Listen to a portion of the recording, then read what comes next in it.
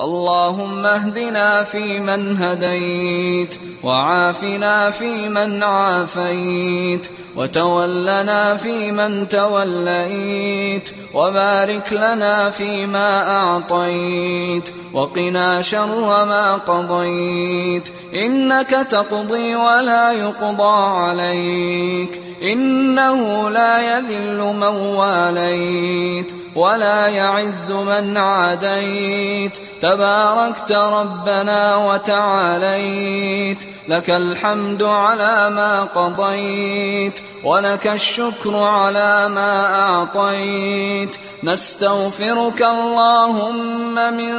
جميع الذنوب والخطايا ونتوب إليك. اللهم اقسم لنا من خشيتك ما تحول به بيننا وبين معصيتك، ومن طاعتك ما تبلغنا به جنتك، ومن اليقين ما تهون به علينا مصائب الدنيا، ومتعنا اللهم بأسماعنا وأبصارنا وقواتنا ما أبقيتنا، واجعله الوارث منا.